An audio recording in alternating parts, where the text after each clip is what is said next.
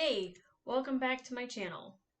Today, it's a little weird to start this at episode 2 and not do the first season or even the first episode of the second season, but because it was released recently, I wanted to react to the Disney Gallery season 2, episode 2, the finale. Now, I'm sure just like everyone else who's watched the finale, who's a huge Star Wars fan, they lost their collective shit watching this. There was tears run amok. For everyone that I know that is a huge Star Wars fan, they lost it. I'm really excited to see how they put everything together. Dave Filoni gave me my favorite character in live action. I can almost cry even saying those words out loud right now, but I was so excited to see Ahsoka Tano. She's my next tattoo. I've got an Obi-Wan Kenobi tattoo, but she's my next one.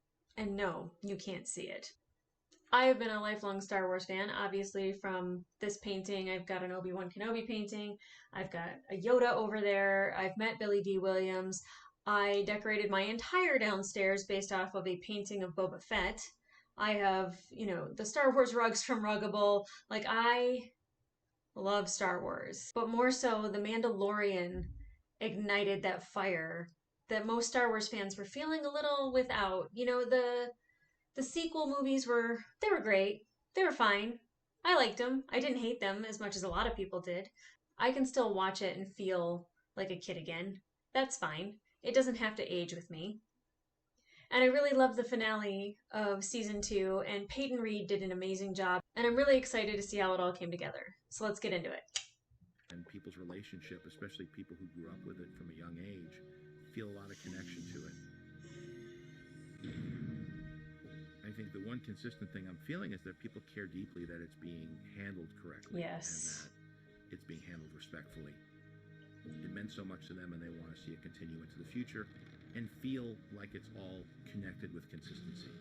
Yep. And we're very lucky that between... I remember John gave me the script for the season finale episode, and I read it, and I loved it. It had a lot of action. She's amazing too. Visualizing this, and he said, "Come over here in the corner. I want to talk to you." And he gave me the real news that it was in fact not Plo Koon, but it was going to be Luke. And I needed a moment, and I needed to know, because I've had a long relationship with John. And I said, "Are you being serious right now? Is this real? You're bringing the guy back?" And he said, "We're bringing the guy back." Oh, could you imagine getting that little side note? See that you would be okay taking this kid from the Mandalorian. He's the only one. It's got to be Luke. He's the only one. Usually John and I tend to say it's literally the only thing they could have done. Making is like one step ahead. But I instantly went from being thrilled to sort of feeling the weight of responsibility of this character, because I'm sure it was terrifying. Considerations of how we were going to bring Luke Skywalker of that period to life. There was a real responsibility in the R2-D2's green. to have it feel organic in the context of, I guess, green screen, right? Because it was this carefully laid discussion, the stages of, is it going to be him? How could it be him? Because we realized watching it that you're kind of in denial. No matter how obvious we made it, you do not think it's going to be him. Nope. When that hood comes off. Like, that shot was the one of all the shots that was the money shot. Because it was going to be the completion of this wish fulfillment. Is it really Luke? We knew we wanted Mark Hamill front and center, because you can't bring back Luke Skywalker without Mark Hamill. Nope. I suppose technologically speaking, you could, but we didn't want to. We wanted to have the real guy. We wanted Mark here, because he is Luke Skywalker. I was contacted by John and Dave, inviting me to come over and take a look at The Mandalorian. They said they'd love my opinion. That should have been a giveaway. So I went over, and they asked me to do a voice. He often will do unbilled cameos as voice talent for other Star Wars projects. How do we thank you? Win the war. So it made perfect I didn't sense know to that. him. But we started showing him a lot of the stuff, and we showed him, this is before anything had aired, we showed him that first episode with the reveal. And he was really captivated by it. He really liked it. He liked what we were doing, where we're going with it. And so we told him what we were thinking of doing. It is pointless to resist, my son. When they went from the original trilogy to the sequels, obviously there's this huge gap in time where when they said they were going to use the de-aging process they used in the Marvel movies, I was just gobsmacked. I didn't answer right away. I mean, I had to think about it, but the more I thought about it, I thought this is like really an opportunity that was completely unexpected, but something that almost was a responsibility. In other words, if they're saying they want me to do this, how can I say no? Over the holidays, this Seeing would have him been with Grogu December is amazing. 2019, John and I drove up together to Mark's house, and we brought the script, and we brought Luke Skywalker's wardrobe, and we brought Grogu with us. Mark was so gracious. We came in. John and I sat with Mark's wife as he was in his office reading the script in real time, so we were on pins and needles because it wasn't not necessarily a given that he was going to be interested. I think he's very protective of this character, and rightfully so. Peyton and I were just trying not to jump through our skin. We get into this because we're fans. And so there are moments like this where even when you get used to making this stuff, there are certain moments where when you have those feelings that where it feels really compelling, you know that you're onto something. And we knew that if we could pull this off, it would represent so much to so many people. And especially to Mark. You know, to let him come in there and show Luke at this moment and let it be a celebration and also a culmination of a 2-season arc about the journey of this little child. I'll see you again. I promise. Mark was excited and he was in and he got ready to see how are we going to make the magic happen, which is good because we had to figure it out yet.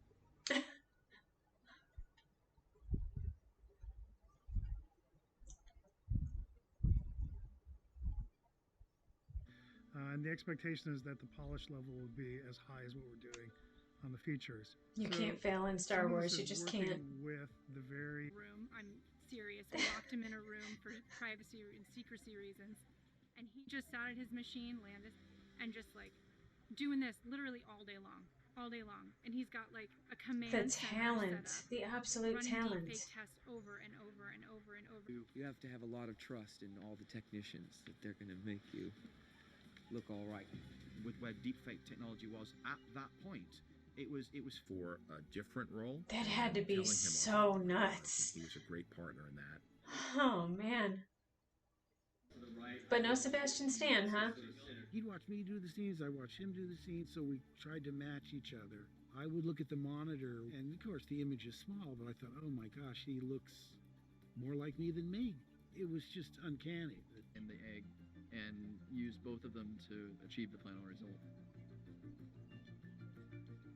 The egg itself is an assemblage of thousands of little LED lights that we have control over and can animate. It's amazing that a lot of that went into it and it still didn't look perfect. Lighting, so it's not that I hate to say that, but it just didn't. We would do but it was still amazing. A line, and then we would go through the dailies and actually. This is nuts to watch, though. I love watching him with Grogu. Everybody knew that Rosario was going to be Ahsoka. Everybody knew that Temuera was going to be Boba. Like, everything kind of leaked. We didn't announce anything, but little by little, leaks spring, and you just want the ship to get back to the harbor before the whole thing is done. We had to keep Mark a secret, and that went from creating misleads in the script, creating artwork that was not Luke, creating some temporary visual effects. Blue Harvest all over again. It's fairly well known by deep core fans that Plo Koon's my favorite Jedi. And spoiled. In hindsight, it's a bit of a miracle that it remained a secret. And I'm thrilled because for people to be able to discover that in real time was magical. I remember the first time that we all crowded into the editing room once Peyton had a rough cut. There was about 7 of us, and about 6 folks had tears in their eyes. It was likeness on target. And so we would the likeness, yes. We would the mouth movement, no. The hair over the ears. We would have it fall further behind his neck. We would change his neck size. We would bring his collar up. We would bring his shoulders down. And all of this is to test, to see when do we go too far? When does the likeness stop? Digital faces are the most difficult visual effect in the entire world. Yeah. And it's not just because it's technically hard or the technology is still emerging. It's not human. Because every human is an expert in faces. Yeah. Every aspect of this is important, right? The buildup of X-Wing to lightsaber color to fighting style to outside the door of the cloak to reveal. builds the anticipation that says, I want this. When you want this because you're bought in as the audience, then the face and the voice are going to work better, right?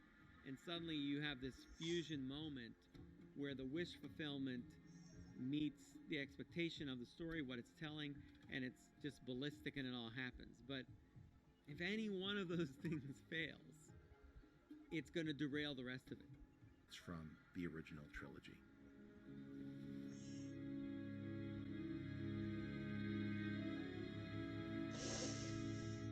I love the Force theme so much. Are you a Jedi? The Jedi. I am.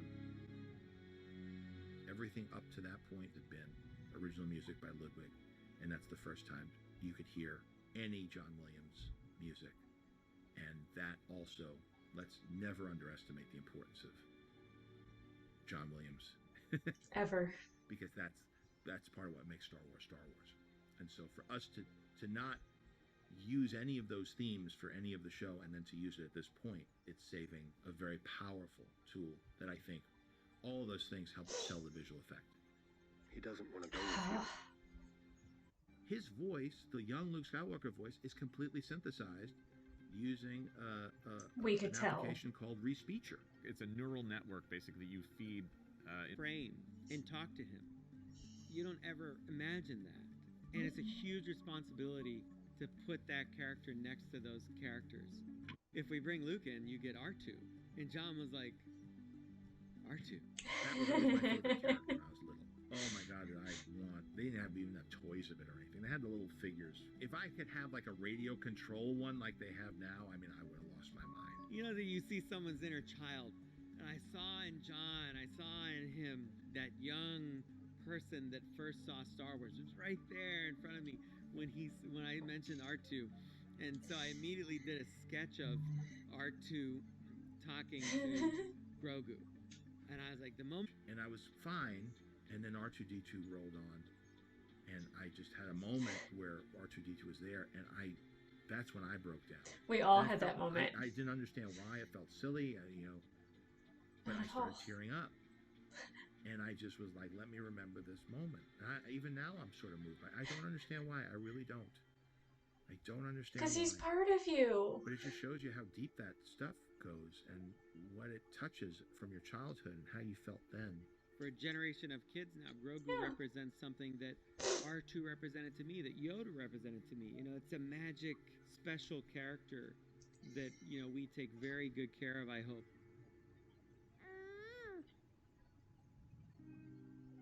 The Grogu puppet is so believable. Deja vu with Yoda. Yoda was so real to me. I just thought when I was watching the episodes, I said, I've got to meet the child. And it's justified because I'm the only one that has any experience with his species. Hey, go on. That's who you belong with. He's one of your kind. It was important that the end of that show have a really strong, slow build and build in emotion about how the audience was responding to the appearance of that character and to the separation of Mando and Grogu. I talked with John a lot about the ending of E.T., the way that you spend a whole movie with E.T. and Elliot, and then there's a certain point where E.T. has to go. And that whole ending where Spielberg goes around and you're just witnessing the emotion between E.T. and Elliot, the emotion of E.T.'s mom and brother, everybody in that scene, and it is, all through this amazing John Williams score. But I said, I think we want to introduce a little bit of that into the Star Wars universe. Like, let's have that, not be afraid of that emotion at the end of the thing, because that's, to me, that was the win of that episode. And it felt like it merited it, because to split up those two characters at the end of that season broke a lot of hearts.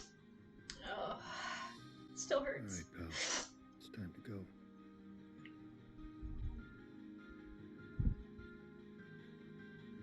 Don't be afraid.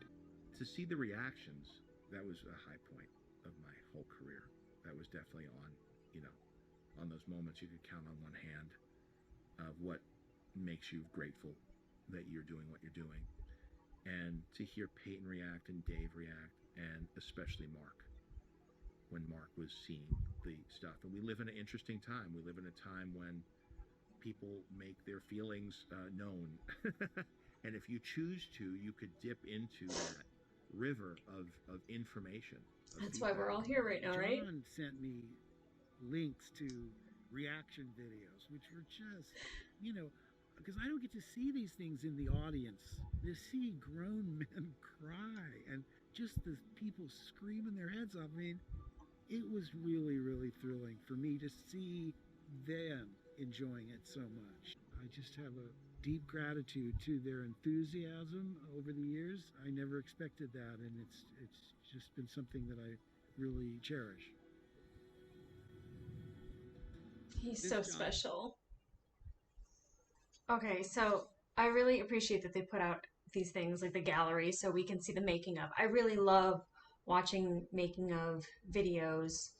I like the process. I wonder about the process. I really wondered about that process. There's such an intimidation about a character that is, 40 plus years old that generations of people know and love, and trying to recreate that and have it look good. Turn off the air conditioning.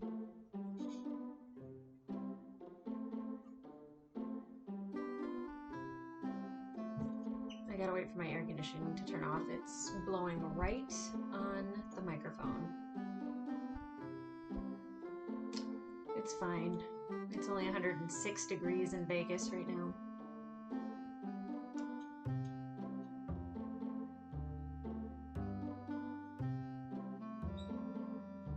Okay.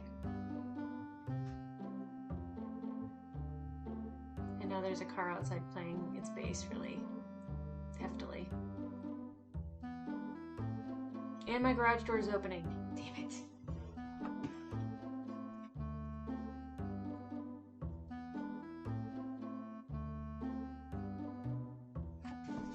Amazon key delivery. I like it, just not when I'm filming. I like that they went through the different processes of how they actually can recreate a person's face. I will say that watching it originally, the mouth movement was janky. The voice didn't really sound like Mark. And even though they had all that technology, it still was off. The effects producer is 100% right that because we know how people should look when they speak and we know how people should sound, that we can be critical because we know humans. But I don't care. The buildup of him, flying in, as soon as you see the one X-Wing, you're just like, is that? No, they wouldn't do that.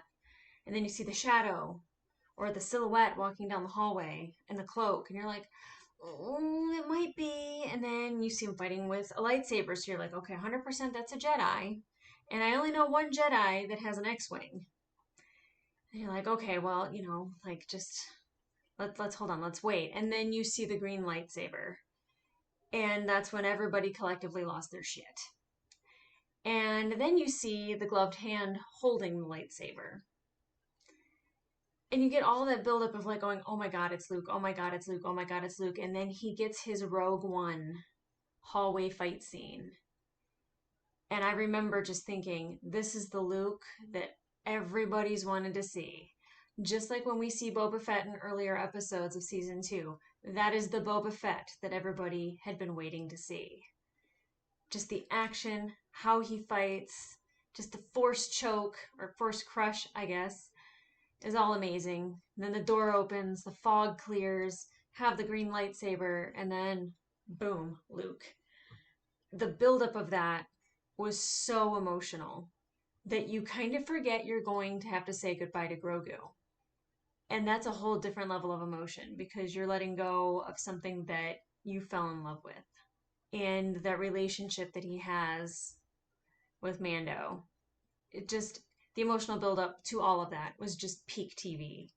I do love that they mentioned reactors because a lot of times people that are producing TV, they don't get to see how people have responded unless they go on Twitter, and then it's just words. It's missing a lot of context. But when you can physically watch somebody watch the thing that you made and see them react in real time to it, I think it's such a payoff for a lot of people in television. I just remember the Russo brothers going to theaters and actually getting, you know, their reaction shots inside theaters of like the crowds just going nuts. And you'd have to think that most actors or most people that made those movies, they might not go to the theater and watch it, or they might wait, or they've already seen it. So they don't always get that experience. So I think that that's why reactors doing this, it's a payoff for the people that make these things. A little side note, poor Landis getting locked in a room. He did an amazing job. Good job, Landis. So I don't know if I'll be reacting to other episodes of the gallery. I really wanted to do this one because the finale was so special. But I do thoroughly enjoy watching them do making ofs. The first season was amazing, and every episode in it, I was glued to it, especially the one about the volume. That just was. I'm not super techie, but I loved it. So we'll see you in the next video. All right. See ya.